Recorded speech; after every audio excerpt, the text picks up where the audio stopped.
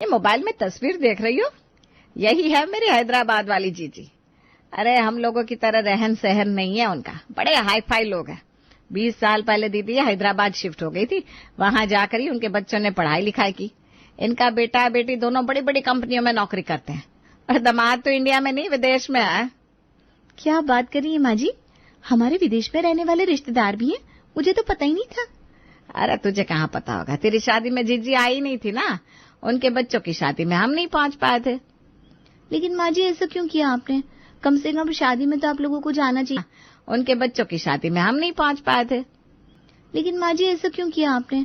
कम से कम शादी में तो आप लोगों को जाना चाहिए था। अरे बेटा क्या बताया, हैदराबाद यहाँ से दूर भी बहुत है ना, एरोप्लेन का टिकट कराने का तुम्हारे ससुर जी के पास पैसा नहीं था और ट्रेन में 3 दिन का सफर करके जाने की हमारे अंदर हिम्मत नहीं थी। हमारे बच्चे छोटे छोटे थे ना उस समय, मोन्टो का हाई स्कूल का एग्जाम था। बस परिस्थितियां कुछ ऐसी बनी कि हम चाह कर भी पहुंच नहीं पाए। जीजी से मिले भी बरसों बीत गए, लेकिन फिर भी जीजी के लिए प्यार मेरा आज भी वैसा का वैसा बना हुआ है। वो तो होना ही है माँ जी, अपने चाहे जितने भी दूर रहे, अपने परिवार के दिल से थोड़ी ना दूर हो सकते हैं। हाँ बहू, पता नहीं कब मिलना होगा। बस शुक्र है ये फेसबुक का, जो इसकी मेहरबानी से सबका हाल चाल फोटो सब दिखती रहती है, वरना इतने सालों में तो शक्ल तक भूल जाए इंसान। बहू मीनाक्षी को अवसास कमला अक्सर अपनी बड़ी जीजी की अमीरी और महानता के किस्से सुनाती, जिसे सुन सुनकर बेचारी मीनाक्षी के कान पक गए थे। एक दिन, अरे मीनाक्षी सुन तो जरा, याद है मैंने तुझे बताया था हैदराबाद में मेरी बड़ी जीजी रहती है। लो फिर से रिवीजन कराने के लिए बुला लिया। हाँ माँ जी याद है मुझे, हैदराबाद में आपकी दीदी रहती है, 20 साल पहले हैदराबाद चली गई थी, उनके 2 बच्चे हैं, सब बहुत हाई फाई पढ़े लिखे हैं, लाखों रुपए में पैसे कमाते हैं, सब सुन चुकी हूँ। और कोई नई बात हो तो बताइए ना। नालायक, खबरदार जो तूने उसके बारे में एक भी शब्द कहा। अरे जीजी क्या है, मेरी आधी माँ है समझ ले, बचपन में मुझे गोद में खिलाया उन्होंने। अरे माँ जी मैं कहाँ कुछ गलत बोल रही हूँ, मैं तो बस ये पूछ रही हूँ कि ऐसी क्या खास बात है जिसके लिए आपने मुझे ऐसे चिल्ला चिल्ला कर बुलाया। अरे बेटा मेरी खुशी का कोई ठिकाना नहीं है। भगवान, मुझे तो अभी भी यकीन नहीं हो रहा कि ये सब सपना है कि सच है। अरे तुझे पता है अभी फोन आया था। माँ जी आपका कौन बनेगा करोड़पति में जाने का नंबर तो नहीं लग गया? अब समझ में आया, तभी आप फोन सुनने के बाद ऐसी खुशी की मारे बावली हुई जा रही हैं। माँ जी अब आपको घर गृहस्थी के कामों की चिंता करने की कोई जरूरत नहीं है। आप तो बस सुबह से लेकर रात तक सिर्फ किताबें खोलकर उसमें अपना दिमाग खपाइए। मैं कह रही हूँ 10 करोड़ ना सी 10-20 लाख तो जीत कर ले ही आइए। अरे हमारी गरीबी तो इतने में ही दूर हो जाएगी। अरे चुप कर नालायक, पैसों की भूखी रहा कर तू, किसी की पूरी बात सुननी नहीं है, अपना राग या लपना है। तेरी बातें सुनकर मेरी सारी खुशी हवा हो गई। अब तू जा यहाँ से, मैं तुझे कुछ नहीं बताने वाली। ऐसे क्यों कर रही हैं, बताइए ना। फिर क्या बात है, अब आप इतना उछल रही थी तो मुझे यही लगा कि शायद 10-20 लाख रुपए मिलने वाले हैं और इसीलिए इतनी खुशी से बावली हुई जा रही हैं आप। अरे तू 10 लाख का पीछा छोड़ ना, मेरी जिज्जी आ रही है। कौन सी जिज्जी, वो जबलपुर वाली? सत्यानाश, इतनी बार तुझे बताया मैंने जिज्जी के बारे में, लेकिन अभी भी तेरे दिमाग में नहीं बैठा। जबलपुर वाली नहीं, हैदराबाद वाली जिज्जी आ रही है। वैसे तेरी भी गलती नहीं है, तूने आज तक उन्हें देखा ही नहीं है तो याद कहाँ से रहेगा। अरे नहीं माँ जी मैं मजाक कर रही थी, मुझे सब याद है। अब आप प्लीज फिर से उनकी हिस्ट्री ज्योग्राफी बताने मत बैठ जाइएगा, मेरे पास रसोई में बहुत काम पड़ा है। आप शॉर्ट में बताइए क्या बात है, वरना मेरी सब्जी जल जाएगी। अरे मेरी जिज्जी आ रही है अपने पूरे परिवार के साथ। इतनी खुशी तो मुझे मेरे बहू के आने की भी नहीं हुई थी जितनी जिज्जी के आने की हो रही है। आपकी जीजी आ रही है? लेकिन माँ जी आप तो कहती थी मौसी जी अपने बड़े शहर हैदराबाद से बाहर कहीं जाती नहीं, खास करके हमारे छोटे से शहर में उनको रहने की आदत भी नहीं है। फिर हमारे छोटे शहर में ऐसे अचानक आने का प्रोग्राम कैसे बना लिया? क्या भाई, तेरे सीने पर सांप क्यों लौटने लगे मेरी जीजी का नाम सुन के? हाँ, थोड़ा हाथ पैर हिलाकर घर का काम जो करना पड़ जाएगा। देखो मेरी बड़ी जीजी आए, उनके आने से पहले मुझे घर एकदम चाक चौबंद चाहिए, समझ रही है तू? पूरा दिन बैठकर मोबाइल में उंगलियां घिसते हुए तू मुझे नजर आई ना तो तेरी खैर नहीं है। चल पूरे घर को चमका दे। माना कि उनके स्टेटस का घर नहीं है हमारा, लेकिन फिर भी साफ सफाई तो मेंटेन रख ही सकते। तू अब जा, बातों में समय खराब मत कर, जीजी के आने की तैयारी कर ले जा। माँ जी लेकिन तैयारी कैसे होती है बताइए तो? सोने की थाल ऑर्डर करके मंगवा लूं, उस थाल में दीपक रख के आरती उतार लीजिएगा उनकी। किसी ने ठीक ही कहा है, बंदर क्या जाने अदरक का स्वाद। तेरे पूरे खानदान में कोई इस मुरादनगर से निकलकर बाहर गया है जो तुझे पता चलेगा कि बड़े शहर में रहने वाले लोगों की क्या लाइफस्टाइल होती है? अरे मेरी जीजी हैदराबाद की बहुत बड़ी हस्ती है। सोशल वर्क हो या कोई साहित्यिक कवि सम्मेलन हो, स्कूलों के चीफ गेस्ट बनने से लेकर हर क्षेत्र में झंडा गाड़ रखा है मेरी दीदी ने। क्या बात कर रही है माँ जी, मौसी जी इतनी बड़ी सेलिब्रिटी हैं क्या? लेकिन फिर भी आपको देखकर मुझे यकीन नहीं हो रहा कि आपकी बहन इतनी खास हो सकती है। कहाँ आप, कहाँ मौसी जी। हाँ, आपको तो गली का कुत्ता भी पहचानने से इनकार कर देता है। देखा है ना, आप जब भी साड़ी पहन के घर से बाहर निकलती है, कॉलोनी के कुत्ते आपको दौड़ा लेते हैं। हद हो गई है बहू, जब मुंह खोलेगी तब बकवास ही करेगी। मैं कहती हूँ तू तैयारी में लगेगी कि नहीं? हाँ माँ जी, मैंने कब इनकार किया। मैं सामान की लिस्ट बना देती हूँ, आप मंगवा दीजिए। और वैसे भी मैंने सुना है बड़े बड़े अमीर लोग हम लोगों की तरह ज्यादा पूरी पराठा नहीं खाते, वो तो बस सलाद और सूप ही लेते हैं। ये मेहमानों के घर आने पर पूरी पराठा, शाही पनीर खिलाना, ये सब हमारे जैसे मिडिल क्लास लोगों की सोच है। इसीलिए मैं सोच रही हूँ माँ जी, मौसी जी के आने की खुशी में ना मैं भी 2-3 तरह के बढ़िया अंग्रेजी स्टाइल के सलाद बनाना सीख लेती हूँ, और सूप भी। ज्यादा अंग्रेज बनकर मत दिखा, जो तुझे कहा है ना चुपचाप वही सब बना लेना। और सुन, मेहमानों के सामने नाक मत कटा देना। अरे जीवन भर में पहली बार मेरी जीजी आ रही है और तू ऐसी खातिरदारी करेगी उनकी, यह कच्चे खीरे और गाजर खिलाकर। माँ जी मुझे क्या है, मैं तो बना दूंगी मटर पनीर। लेकिन मैं तो जो कह रही थी ना, आपके फायदे के लिए कह रही थी। सास को गुस्से में अपनी तरफ घूरते देख बहू मीनाक्षी चुपचाप रसोई की तरफ निकल जाती है। अच्छी मुसीबत आ गई, सासू माँ की बहन को वीआईपी ट्रीटमेंट दो। मुझे समझ में नहीं आ रहा, वो हमारे घर माँ जी से मिलने आ रही है या फिर हमारे घर की साफ सफाई का इंस्पेक्शन करने। बड़े लोग हैं तो कौन सा 10 दिन रुकेंगे हमारे इस 3 कमरे के घर में? जरूर होटल में कमरा बुक कराया होगा। खैर, सासू माँ के आदेश को टालना तो संभव नहीं था, इसलिए बहू जोर शोर से मौसी जी के आने की तैयारी में लग जाती है।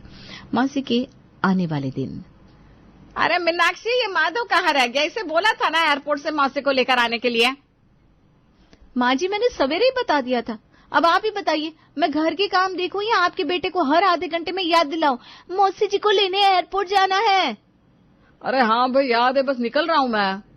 माधव को मौसी जी को लेने के लिए गए हुए 1 घंटा हो गया था, लेकिन अभी तक ना मौसी जी घर आई थी ना माधव। तभी घर के बाहर टैक्सी रुकने की आवाज आती है। मीनाक्षी दौड़कर दरवाजे की ओर देखती है। माँ जी, दरवाजे पर टैक्सी आकर रुकी है, लेकिन माधव तो अपनी गाड़ी लेकर गए थे ना। अगर मौसी जी टैक्सी में आई है तो वो कहाँ रह गए? अरे निकम्मा है एक नंबर का, मुझे तो लगता है कि एयरपोर्ट पहुंच ही नहीं पाया होगा। बेचारी जीजी खुद ही टैक्सी लेकर आ गई। फिलहाल तो स्वागत कर जीजी का, मैं फोन लगाती हूँ माधव को। अरे भाई कमला, कैसे अनपढ़ टैक्सी वाले हैं तुम्हारे यहाँ? इसे ऑनलाइन बैंकिंग ट्रांसफर आता नहीं, कब से बहस किए जा रहा है। चल तो 560 रुपए दे दे, इसके मुंह पर मार कर दफा करो इसे। हाँ जीजी, रुको अभी देती हूँ, आप अंदर चलो, इससे मैं निपटती हूँ। ये ले तेरे किराए के पैसे। और क्यों बहस करके जीजी को परेशान कर रहा था? आजकल तो सब्जी वाले भी मोबाइल से पैसा ले लेते हैं, तुझे कौन सी आफत पड़ी है? मोबाइल से पैसा तो मैं भी ले लेता हूँ, लेकिन पैसा होना भी तो चाहिए अकाउंट में। एक चवन्नी मेरे अकाउंट में ट्रांसफर हुई नहीं, फिर कैसे मान लूं? पता नहीं ट्रेन का टिकट भी कराया था या ऐसे ही जनरल डब्बे में भरकर आ गई है। क्या बोला, ट्रेन? अरे हवाई जहाज में आई है मेरी जीजी, आया बड़ा। इधर मौसी जी घर में आ गई थी, उधर माधव की माँ उसे फोन लगाती है। अरे माधव, कहाँ है तू? माँ, मैं तो एयरपोर्ट के बाहर ही खड़ा हूँ, लेकिन यहाँ मौसी जी मुझे कहीं नजर नहीं आ रही। एक बार फोन करके जरा फ्लाइट का टाइम कंफर्म कर लो, कहीं कोई गलतफहमी तो नहीं हुई। तो अभी तक वहीं खड़ा हुआ है? अरे मौसी तो कब की घर आ गई। मौसी कब एयरपोर्ट से निकली और कब घर पहुंच गई, मुझे पता ही नहीं लगा। चलो फिलहाल तो घर चलता हूँ। घर आकर माधव देखता है कि मौसी, मौसा और उनके बेटे बेटी की खूब जोरों शोरों से खातिरदारी चल रही है। आप घर भी आ गई और मैं एयरपोर्ट पर ही खड़ा रह गया। लेकिन मैं तो आपकी फ्लाइट के टाइम से पहले ही वहां पहुंच गया था। आप लोगों ने मुझे वहां देखा नहीं क्या? मैंने बोर्ड भी ले रखा था आपके नाम का। नहीं बेटा, काफी देर इंतजार करने के बाद हमने सोचा टैक्सी ले लेते हैं। हो सकता है तू भूल गया हो एयरपोर्ट आना। अरे छोड़िए ना माधव, मौसी जी आराम से पहुंच गई थी, इससे ज्यादा और क्या चाहिए। आइए आप भी चाय नाश्ता कर लीजिए। बेटा देख, नाश्ता तो तूने बहुत बढ़िया बना लिया, अब ऐसा करना, खाने में ना ज्यादा वैरायटी मत बनाना, हल्का खाना खाने से पेट को आराम मिलता है। मैं भी माँ जी को यही समझा रही थी। चुप कर, जब देखो तब बीच में बोलने लगती है। अरे तेरा बस चले ना तो तू रोज खिचड़ी खिलाकर ही काम चला ले। अरे नहीं कमला, बात तो बहू ठीक कह रही है। बहू तुम ऐसा करना, रात के खाने के लिए बस दाल मखनी, मटर पुलाव, काजू खीर और मलाई कोफ्ता रख देना। मम्मी रायता भी बोल दो ना, थोड़ा आसान हो जाता है पचने में। हाँ बेटा चल, रायता भी रख लेना। वैसे भाभी मैंने सुना है छोटे शहरों में कचौड़ी भी खाते हैं लोग। हाँ भाई, हम तो खाते हैं कचौड़ी। क्या हुआ, वो भी खाना है क्या? हाँ, वो थोड़ी सी कचौड़ी भी बना देना। मम्मी तो कभी बनाती नहीं है इस तरह का खाना। अब आपके यहाँ आए हैं तो सारे शौक पूरे करवा कर ही जाएंगे। भाई देखो, अपना तो ये मानना है कि जैसा देश वैसा भेष। अब जब हम लोग मोदी नगर आ गए हैं तो फिर तुम लोगों की पसंद के हिसाब से ही तो खान पान रखना पड़ेगा ना। अब ये तो कोई बात नहीं होती कि हम यहाँ आकर अपने हिसाब से खाना बनवाएं। इतना लंबा चौड़ा ऑर्डर पेल दिया मौसी जी ने, और अभी भी बोल रही हैं वो अपने हिसाब से खाना नहीं बनवा रही। अरे भाई, मुझे तो ये समझ में नहीं आ रहा कि रह क्या गया जो ये मुझसे नहीं बनवा रही है। 4 दिन की डिश तो एक ही दिन के डिनर में बता दी। अरे बाबा रे, इतना खाना तो मैं 4 दिन में भी नहीं बनाती जितना इन्होंने सिर्फ आज में बनाने को कह दिया है। माँ जी जरा रसोई में आइए ना, आपसे कुछ जरूरी बात करनी है। अब क्या हो गया बहू, पता है मुझे काम चोरी का बहाना याद हो गया होगा तुझे। ऐसा है माँ जी, कोई काम चोरी का बहाना याद नहीं आया। मैंने आपको ये बताने के लिए बुलाया है कि सुबह 6 बजे से एक टांग पर खड़े होकर आपकी प्यारी बहन के लिए ये तरह तरह के व्यंजन तैयार किए थे मैंने, लेकिन मौसी जी ने तो फिर से एक लंबी सी लिस्ट पकड़ा दी। अब ऐसा है, मेरी तो दर्द के मारे कमर टूट रही है। अब आप रसोई में आकर थोड़ा काम में हाथ लगाइए, वरना भूल जाइए कि मैं ये शाही भोज पकाने वाली हूँ। अरे 1000 बार कहा था इसने कम में माधव को कोई हट्टी कट्टी गांव की लड़की लिया। शहर की लड़कियों के यही ड्रामा होते हैं, थोड़ी देर काम कर लेती है और उनका उय माँ मैं तो टूट के बिखर गई शुरू हो जाता है। पूरे 3 घंटे दोनों सास बहू की कमर तोड़ मेहनत के बाद आखिरकार डिनर बनकर तैयार हो जाता है। डिनर के बाद माँ जी, आज तो गहरी नींद आने वाली है मुझे। पूरा दिन काम कर करके थक कर चूर हो गई हूँ मैं। हाँ भाई, थकान तो मुझे भी बहुत हो गई है। अरे बहू कहाँ भाग रही है इतनी जल्दी? मासी जी, वो इन्हें सुबह ऑफिस जल्दी जाना होता है ना, इसलिए अपने रूम में सोने जा रही हूँ। ये लो भाई, हम इतना दूर से तुम्हारे साथ समय बिताने के लिए आए हैं और तुम्हें सोने की पड़ी है। अभी 1 कप कॉफी भी तो बाकी है। अच्छा चलिए ठीक है, अब आपकी इच्छा है तो बना देती हूँ। कॉफी का इंतजार करते हुए दोनों बहनें बैठकर आपस में बातें करने लगती हैं और बहू मीनाक्षी गर्मा गर्म कॉफी बनाकर सबके आगे कॉफी का कप रख देती है। जैसे ही मीनाक्षी धीरे से अपने कमरे की ओर जाने लगती है, मौसी जी की बेटी उसे आवाज लगाती है। भाभी, कॉफी बनाने से पहले आप एक बार चॉइस तो पूछ लेती। मैं सिर्फ कोल्ड कॉफी पीती हूँ, मेरे लिए कोल्ड कॉफी बना दो प्लीज। कोल्ड कॉफी के लिए तो घर में बर्फ नहीं है, सॉरी आज तो नहीं बन पाएगी।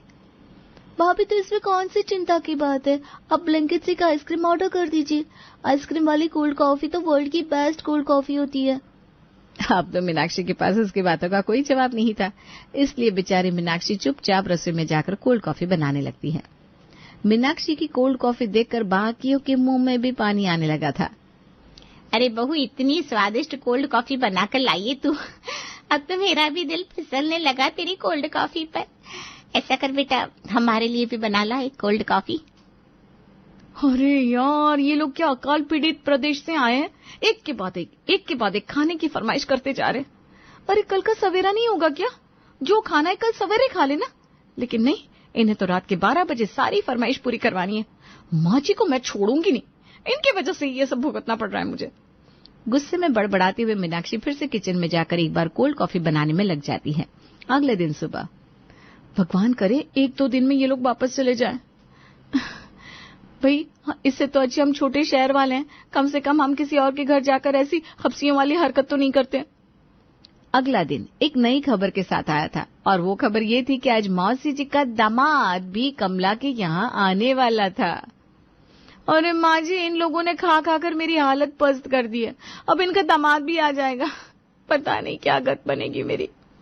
शाम होते होते मौसी जी का दामाद राजीव भी उनके घर पहुंच गया था और ये कहने की बात तो बिल्कुल भी नहीं है कि दामाद बाबू भी बिल्कुल अपनी सासू माँ के जैसे ही थे। घर पर आते ही उन्होंने भी बहाना बनाकर टैक्सी के पैसे माधव से मांगे और उसके बाद एक के बाद एक खाने की फरमाइश शुरू कर दी। माँ जी मैं बता रही हूँ, अगर 2 दिन से ज्यादा ये लोग हमारे घर रुके ना तो फिर आप नई बहू ढूंढ लेना, क्योंकि मुझसे इन लोगों की चाकरी नहीं होने वाली।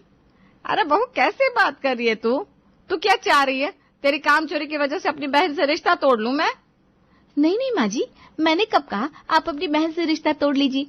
मैं तो बस इतना कह रही हूँ कि आप अपने लिए नई बहू ढूंढ लीजिए, इतना तो कर लेंगी ना आप।